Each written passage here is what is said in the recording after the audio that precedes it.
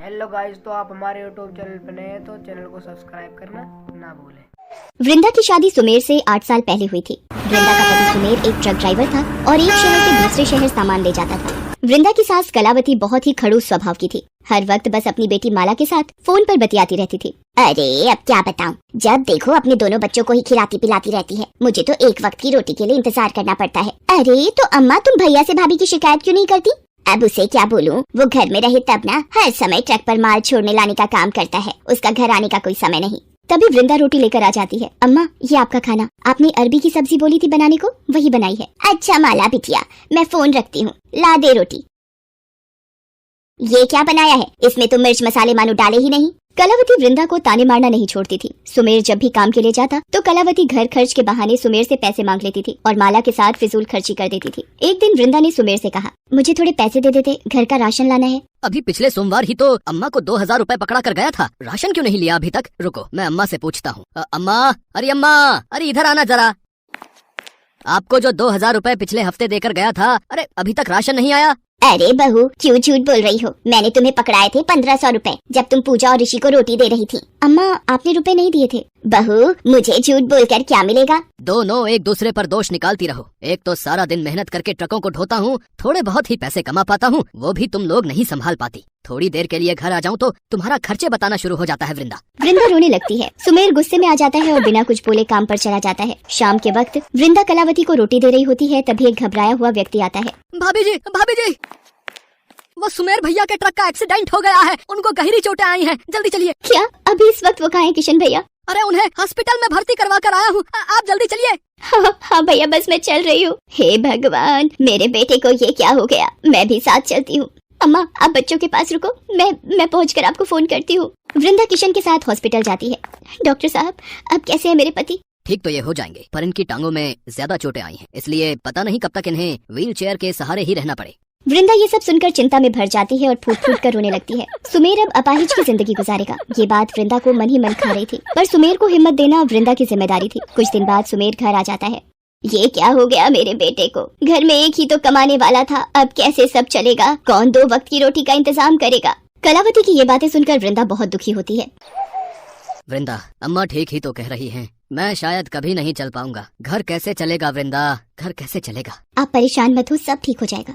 वृंदा सोच में पड़ जाती है, उसे कुछ समझ नहीं आ रहा होता। एक दिन, माँ, अब आप अच्छा खाना क्यों नहीं देती हो? वही थोड़े से उबले चावल ही दे देती हो। बना दूंगी अच्छा खाना, अभी तुम्हारे बापू की तबीयत खराब है ना, इसलिए नहीं बना रही। माँ, क्या हम पूरी सब्जी तब खाएंगे जब बापू ठीक होंगे? मुझे अपने परिवार के लिए खुद कोशिश करनी होगी, मुझे पैसे कमाने होंगे, पर कैसे? वृंदा काम ढूंढने के लिए घर से निकलती है कि शायद उसे कोई काम मिल जाए। जगह जगह पूछने पर भी उसे कोई काम नहीं मिलता। शाम को थकी हारी जब वृंदा वापस आ रही होती है, तब उसे किशन मिल जाता है। वो वृंदा से कहता है, अरे अब सुमेर की तबीयत कैसी है भाभी जी? क्या बोलूं भाई साहब, हमारे परिवार को पता नहीं किसकी नजर लग गई। वृंदा किशन से बात करते करते घर तक आ जाती है। किशन को वृंदा के साथ आता देखकर कलावती गुस्से में आ जाती है। देख बहू, हमारे यहाँ औरतों ने कभी भी घर से बाहर जाकर काम नहीं किया, और इस तरह से किसी पराये मर्द से हंसी ठिठोली करने की जो तुम्हारी आदत है, वो देखते हुए मैं तुम्हें बाहर काम नहीं करने दूंगी, समझ में आया? अम्मा, ऐसी कोई बात नहीं है। किशन भाई साहब मुझे नुक्कड़ पर ही मिल गए थे तो इन्हें देखने आ गए। मुझे कुछ नहीं सुनना, तू बाहर जाकर काम नहीं करेगी, मैंने एक बार बोल दिया।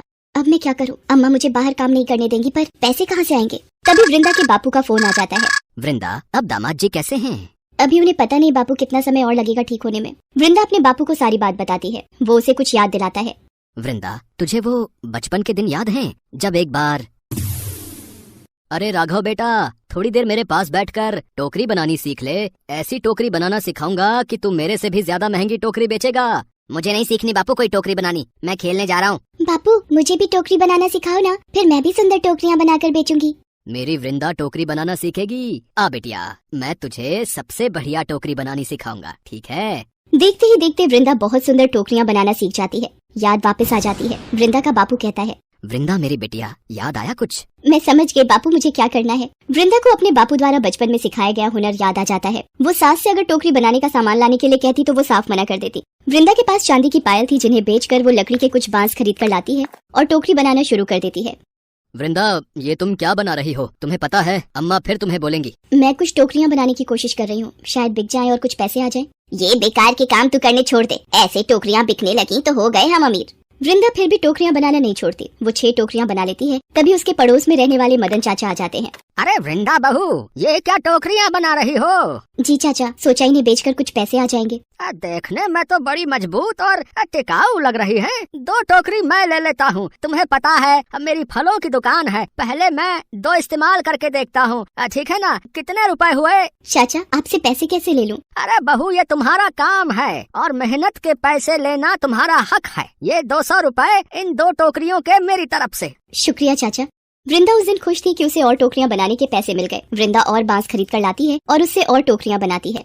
माँ, ये तो बहुत सुंदर टोकरी है, मुझे भी बनानी सीखनी है। माँ, मुझे पहले सिखाना, मैं बड़ा हूँ। हाँ हाँ, तुम दोनों सीख लेना। ये लो, और बांस खरीद लाई है, पता नहीं क्या करेगी। तभी वृंदा को मदन चाचा का फोन आ जाता है। वृंदा, अरे तुम्हारी बनाई टोकरियाँ बहुत ही पसंद आई हैं। तुम 50 टोकरियों का ऑर्डर पूरा कर दो, ठीक है? मदन चाचा, वो मेरे पास इतने। वृंदा, मुझे पता है इतनी टोकरियाँ बनाने के लिए जो भी लगे, इसलिए दुकान के लड़के के हाथ 5000 रुपए एडवांस भिजवा रहा हूँ, ठीक है? मदन चाचा की 50 टोकरियां बनाने के बाद अब वृंदा के पास काफी लोग टोकरियों का ऑर्डर लेकर आते थे। धीरे धीरे वृंदा की टोकरियों का काम अच्छा चल गया। अब तो उसकी सास भी इस काम में उसका हाथ बटाने लगी। सुमेर भी अपनी पत्नी की मेहनत और हुनर देखकर खुश था। एक दिन जब वृंदा की ननद माला मिलने आई। अम्मा, ये भाभी ने क्या नया ड्रामा शुरू कर दिया है? आपने हाँ कैसे कर दी इस काम के लिए? देख माला, वृंदा ने बहुत मेहनत करके ये काम आगे बढ़ाया है। ये इसकी काबिलियत है जो आज घर परिवार का खर्च चल रहा है, वरना हम सब भूखे मरते। और सुमेर भी अब ठीक हो रहा है, वो आज वृंदा की वजह से ही है। तुम भी अपनी भाभी के काम की तारीफ करो। माँ, शायद तुम ठीक कह रही हो, वृंदा भाभी बहुत अच्छी है, शायद हम ही उन्हें नहीं समझ पाए।